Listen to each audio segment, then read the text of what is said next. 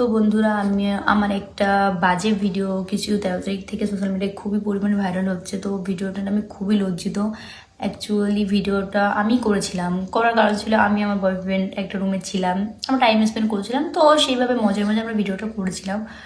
তো করার পর সেই ভিডিওটা তখন সোশ্যাল মিডিয়া আমাদের খুবই কাছের একটা বন্ধু আমাদের সাথে বেইমানি করে ভিডিওটা ভাইরাল করে দিয়েছে।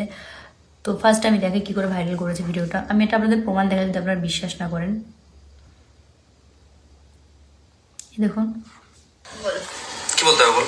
যে আমার আর শফিকের যদি ভিডিও যদি পোস্ট হ্যাঁ, তোর শফিকের ভিডিও যদি আমার ফোন থেকে যদি পোস্ট হয় বা আমি যদি পোস্ট করি, এই ভিডিও তোমার চ্যানেল কারো কাছে নেই। হ্যাঁ, আমার কাছে শফিকের কোনো নেই, আর কথা তাহলে তুমি তোর ফোন থেকে এডিট করে দিবা।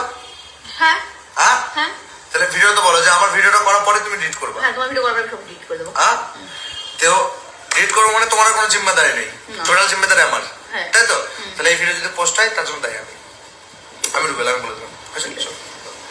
তো এই হচ্ছে রুবেল। এই রুবেল আমাদের খুব কাছের বন্ধু ছিল, যে ভিডিওটা নিয়ে সোশ্যাল মিডিয়ায় পোস্ট করেছিল। তো আমি তার বিরুদ্ধে কালকে সাইবার ক্রাইমে কেস করে এসেছি অলরেডি। আর এনাদের সঙ্গে আরও 2 না 3 জন জড়িত ছিল, তাদের বিরুদ্ধে আমি কেস করে এসেছি। তো কেস করে আসলে তারা আইনের জায়গাটা নিচ্ছে। তো আমি তারপরও বলছি যে ভিডিওটার জন্য আমি অনেকই দুঃখিত, কিন্তু ভিডিওটা যেহেতু আমার মান সম্মান বা আমার ইজ্জত নিয়ে খেলা হয়েছে, সেহেতু ছেলেটাকে তো আমি ছাড়বই না।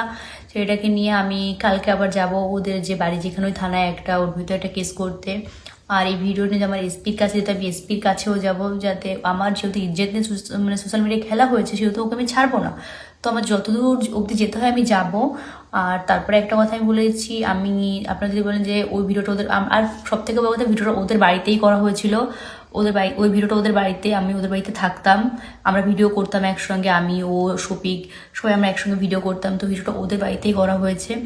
আর ওর বাপ মা বা ওর বোন, ওর বউ সবাই জানে ব্যাপারটা, সবাই হয়তো ওকে হেল্প করেছে। আর আমি যেহেতু ওর বিরুদ্ধে কেস করব, সেই কেস করাতে রুবেল, যদি তুমি মনে করো তুমি পালিয়ে যাবে, আমি তোমার বিরুদ্ধে একার নামে কেস করবো না, আমি তোমার বাবা মা, তোমার বোন, তোমার জামাইবাবু, তারপর তোমার বউ, আমি সবার নামেই কেস করবো যে তুমি একা পালিয়ে যাবা, তুমি আমার মান সম্মান নিয়ে, আমার নিজেদের সোশ্যাল মিডিয়ায় কোনো মান সম্মান রাখোনি।